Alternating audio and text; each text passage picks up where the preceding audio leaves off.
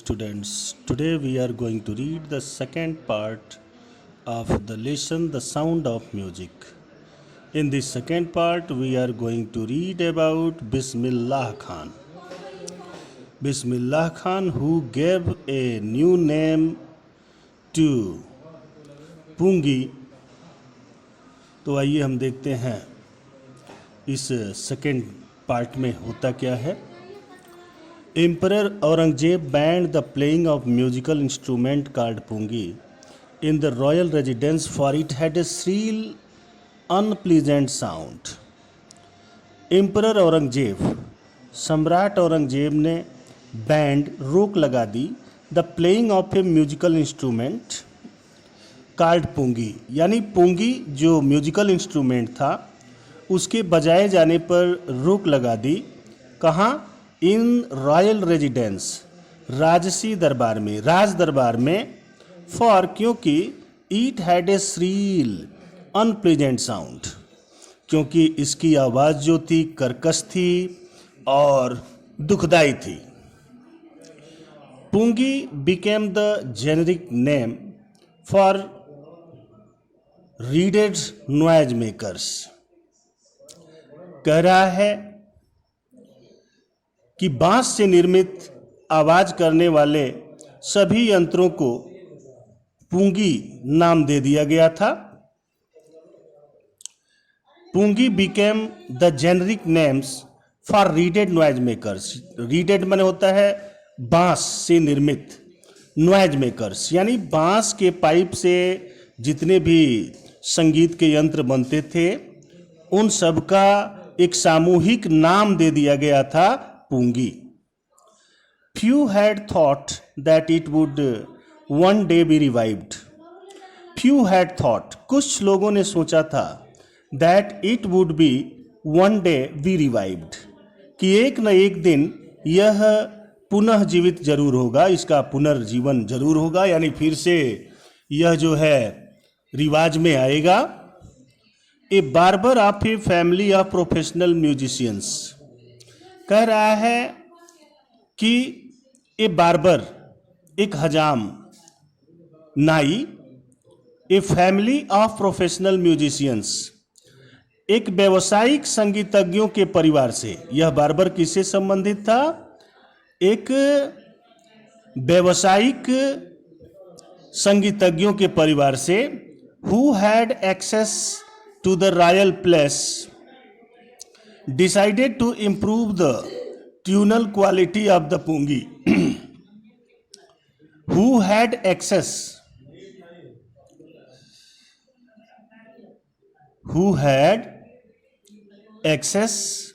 to the royal place, जो राज दरबार से जुड़ा हुआ था.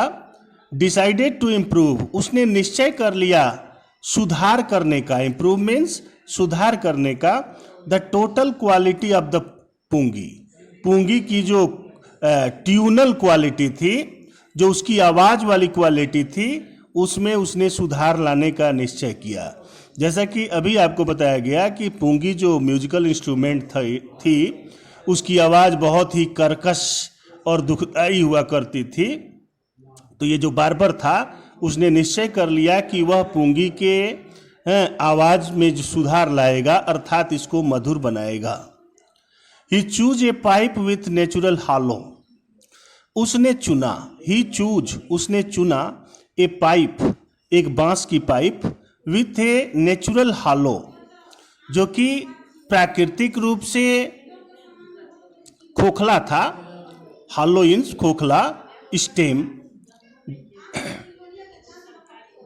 that was longer and broader than the pungi, जो कि पुंगी के माप से लंबा और चौड़ा था. He chose a pipe with natural hollow stem, यानी उस बार्बर ने बांस की एक खोखली पाइप को लिया जो कि पुंगी के तुलना में ज्यादा लंबा था और ज्यादा चौड़ा था. एंड मेड 7 होल्स, और उसने 7 छेद बनाए. On the body of the pipe, pipe के ऊपर, शरीर पर, ऊपरी हिस्से पर।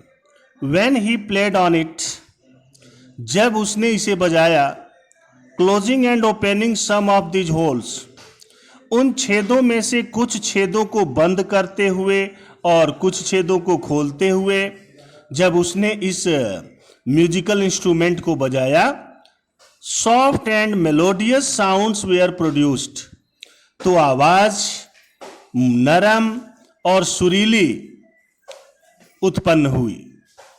He played the instrument before royalty and everyone was impressed, और उसने इस म्यूजिकल इंस्ट्रूमेंट को राज दरबार में बजाया और इसकी आवाज सुनकर सभी लोग प्रभावित हो उठे। The instrument so different from the pungi, यह जो म्यूजिकल इंस्ट्रूमेंट था वह पुंगी से बिल्कुल अलग था। Had to be given a new name, और इसको एक नया नाम देना जरूरी था।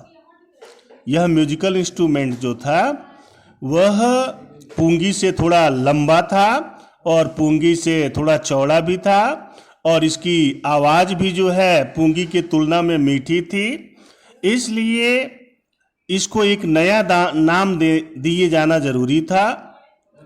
एज द स्टोरी गोज, जैसा कि कहानी कही जाती है, since it was first played in the Shah chamber, कि इसको सबसे पहले शाही दरबार में बजाया गया, and was played by a nai, और एक हजाम के द्वारा बजाया गया। The instrument was named the shehnai, और इसीलिए इस म्यूजिकल इंस्ट्रूमेंट का नाम शहनाई दिया गया। कहने का तात्पर्य यह है, इस म्यूजिक इंस्ट्रूमेंट को सबसे पहले शाही दरबार में बजाया गया, राजा के दरबार में बजाया गया, और इसे बजाया किसने? एक हजाम ने, नाई ने, इसीलिए इन दोनों को जोड़कर इसका नाम शहनाई हो गया। तो ये रहा आपका पहला पैसेज। सम्राट औरंगजेब ने पुंगी बजाने पर रोक लगा दी क्योंकि इसकी आवाज जो थी बहुत ही कर्कश और दुखदाई थी। पुंगी जो था एक सामूहिक नाम था। बांस के पाइप से बने हुए जितने भी म्यूजिकल इंस्ट्रूमेंट थे उन सभी इंस्ट्रूमेंट्स का यह एक सामूहिक नाम था, पुंगी। कुछ लोगों ने सोचा था कि एक न एक दिन इसका पुनर्जीवन अवश्य होगा। व्यावसायिक संगीतकारों के परिवार से संबंधित एक हजाम ने, जो कि राज परिवार से जुड़ा हुआ था, उसने पुंगी के आवाज को सुधारने का निश्चय कर लिया। उसने बांस का एक पाइप लिया जो कि अंदर से खोखला था। यह पुंगी के तुलना में लंबा था और चौड़ा था। इस पर उसने 7 छेद बनाए और उसने राज दरबार में इसके कुछ छेदों को खोलते हुए तथा बंद करते हुए बजाया। वास्तव में इसकी आवाज जो निकली बहुत ही मेलोडियस थी, अर्थात सुरीली थी, मधुर थी, और राज दरबार के सभी लोग जो है प्रभावित हो उठे। अब इस म्यूजिकल इंस्ट्रूमेंट को एक नाम दिया जाना जरूरी था और इस म्यूजिकल इंस्ट्रूमेंट का नाम शहनाई रखा गया। क्यों? क्योंकि इसे पहली बार शाही दरबार में, राजा के दरबार में बजाया गया और एक नाई ने इसे बजाया, इसलिए इस म्यूजिकल इंस्ट्रूमेंट का नाम शहनाई रखा गया। आइए अब चलते हैं दूसरे पैसेज में। The sound of the shehnai began to be considered auspicious. शहनाई की आवाज को अब शुभ माना जाने लगा, मंगलकारी माना जाने लगा। एस्पिशियस का मतलब होता है promising to bring good future या फॉर्चून। तो कहने का तात्पर्य यह है, शहनाई की आवाज को मंगलकारी समझा जाने लगा। And for this reason it is still played in temples, और यही कारण है कि इसे आज भी बजाया जाता है मंदिरों में, इन टेम्पल्स, मंदिरों में, and is an indispensable component of any north Indian wedding. और यह प्रत्येक उत्तर भारतीय विवाह का एक अपरिहार्य अंग है, मतलब इसको बजाया जाता है।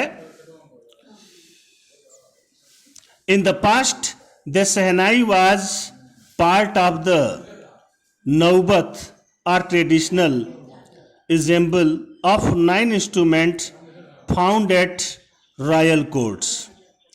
कह रहा है इन द पास्ट, यानी प्राचीन काल में the shehnai was part of नौबत, यानी शहनाई एक हिस्सा था नौबत का, या ट्रेडिशनल इंसेम्बल अर्थात शाही दरबार में 9 यंत्रों का पारंपरिक समूह का एक भाग था।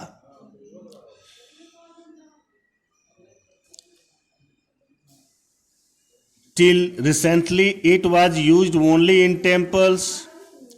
तत्काल में, प्रारंभ में यह मंदिरों से ही जुड़ा हुआ था, मंदिरों में ही इसका प्रयोग होता था, शादी ब्याह में होता था।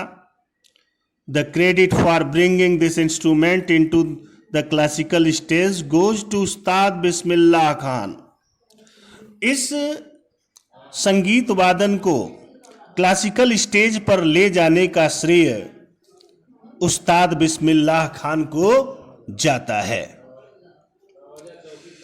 तो ये रहा आपका दूसरा पैसेज, यानी शहनाई की आवाज को मंगलकारी समझा जाने लगा और इसी कारण इसे आज भी मंदिरों में बजाया जाता है। और यह प्रत्येक उत्तर भारतीय विवाह का एक अपरिहार्य अंग है। प्राचीन काल में शहनाई नौबत अथवा शाही दरबार में 9 यंत्रों के पारंपरिक समूह का एक भाग था। इसका प्रयोग अभी तक मंदिरों में तथा विवाहों में किया जाता है। इस यंत्र को क्लासिकल स्टेज यानी शास्त्रीय संगीत के स्तर तक ले जाने का पूरा श्रेय जो है उस्ताद बिस्मिल्लाह खां को जाता है। अब हम देखेंगे तीसरा पैसेज। आइए देखते हैं इसमें क्या कहा जा रहा है। As a 5-year-old Bismillah Khan played gilli danda near a pond in the ancient state of Dumrao in Bihar.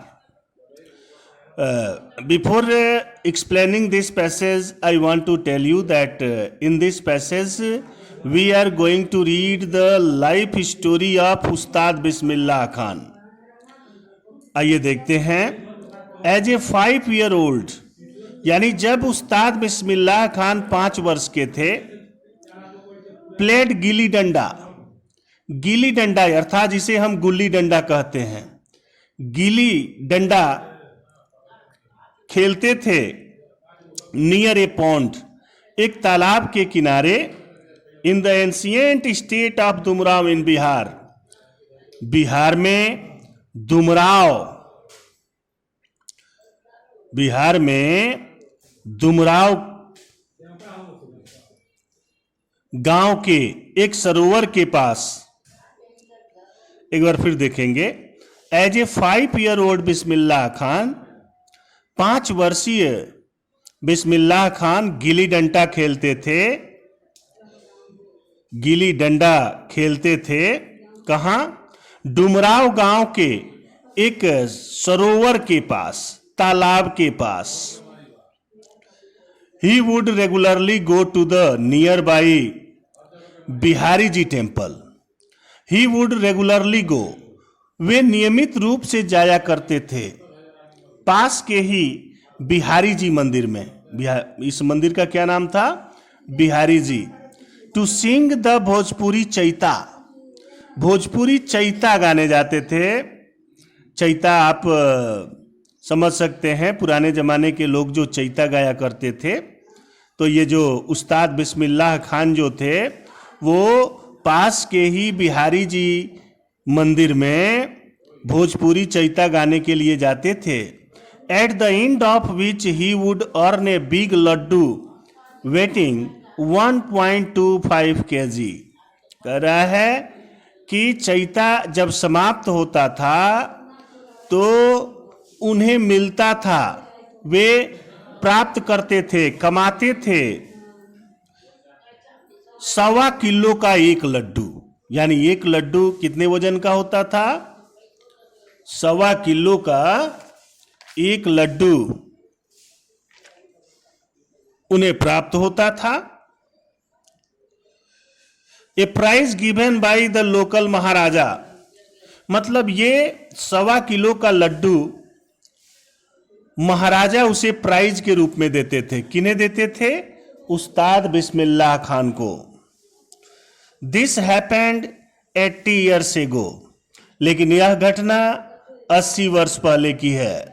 And the little boy has travelled far to earn the highest civilian award in India, the Bharat Ratna. और यही छोटा लड़का आज यात्रा करता हुआ भारत रत्न का पुरस्कार प्राप्त किया। भारत रत्न का पुरस्कार प्राप्त किया। तो इसको एक बार और फिर देखेंगे। 5 वर्ष की उम्र में उस्ताद बिस्मिल्लाह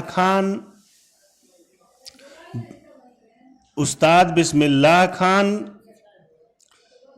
प्राचीन रियासत डुमराव गांव के एक सरोवर के पास गिल्ली डंडा खेला करते थे। वे नियमित रूप से बिहारी जी मंदिर में चैता गाने जाया करते थे। चैता के समाप्ति पर जो क्षेत्रीय महाराजा होते थे वे उन्हें प्राइज के रूप में, पुरस्कार के रूप में 1.25 किलो का एक लड्डू भेंट करते थे। लेकिन यह घटना 80 वर्ष पहले की है। वही छोटा लड़का जीवन के यात्रा को पार करते हुए, पूरा करते हुए भारत रत्न का पुरस्कार प्राप्त किए थे। अगला हमारा जो पैसेज है, born on 21 March 1916, Bismillah belong to a well known family of musicians from Bihar. Ustad Bismillah Khan का जन्म 21 मार्च सन 1916 को हुआ था। Bismillah belongs to a well known family of musicians from Bihar. Ustad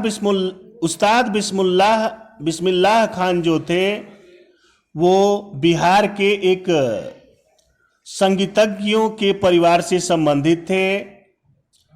his grandfather रसूल बख्श खान, उनके दादाजी का नाम रसूल बख्श खान था। Was the shehnai Nawaz of the Bhojpur king. और वे किस पद पे कार्य करते थे? शहनाई नवाज के पद पे कार्य करते थे। किसके यहाँ? भोजपुर के राजा के दरबार में। भोजपुर के राजा के दरबार में वे शहनाई नवाज के पद पर कार्य करते थे।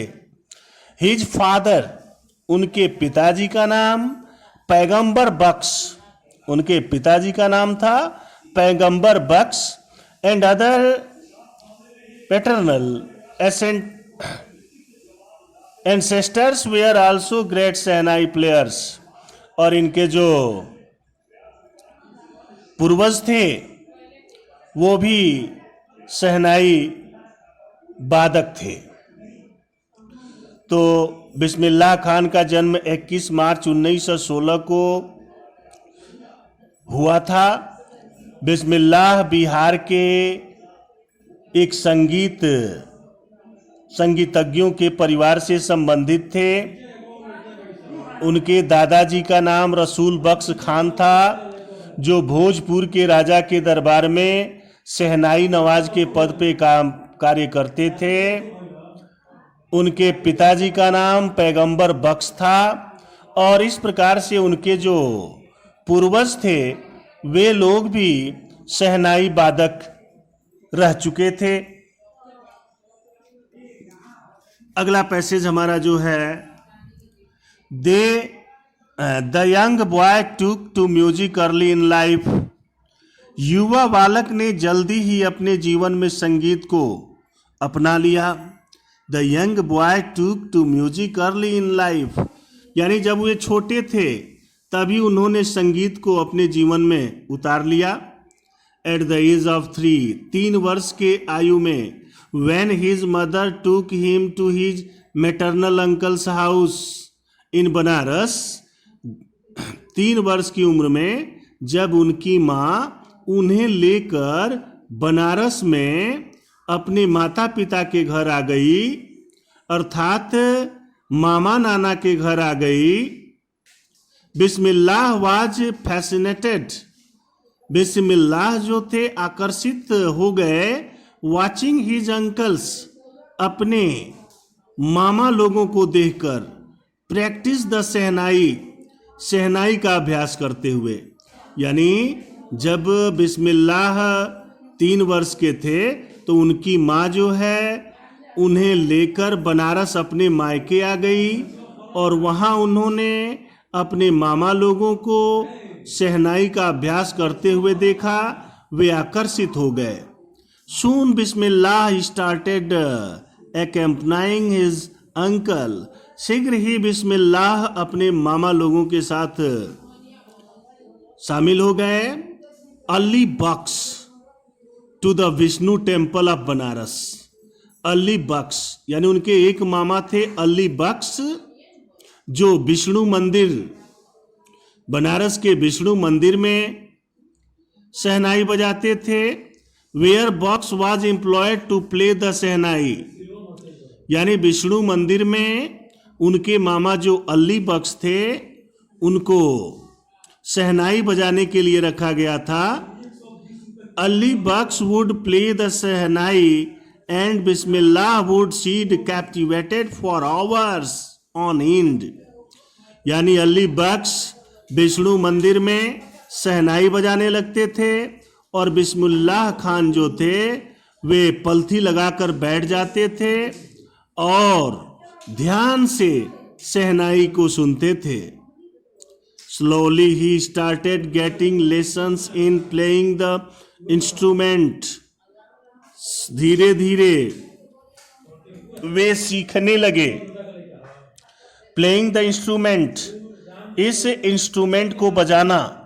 And would sit practising throughout the day, और पूरे दिन बैठकर बजाने का अभ्यास करने लगे। For years to come the temple of Balaji and Mangala Maiya and the bank of the Ganga became the young apprentice favourite haunts where he could practise in solitude. कह रहा है कि फॉर ईयर्स टू कम, वर्षों तक वे आते रहे। कहाँ? बालाजी मंदिर में, मंगला मैया मंदिर में, जो कि गंगा नदी के किनारे पर स्थित थी ये मंदिर, और वहाँ वे शहनाई बजाकर एकांत में अपना अभ्यास करने लगे। The flowing waters of the Ganga inspired him, Ganga के बहते हुए जल ने उन्हें प्रेरित किया। So improvised and invent rags that were earlier considered to be beyond the range of the शहनाई। कह रहा है कि गंगा नदी के प्रवाहित जल ने उसे बिना तैयारी के गीत रचने तथा रागों का आविष्कार करने के लिए प्रेरित किया। जहां पहले शहनाई की सीमा क्षेत्र में पृथक समझा जाता था। तो आज हमारी यहीं तक पढ़ाई रहेगी, शेष हम कल देखेंगे।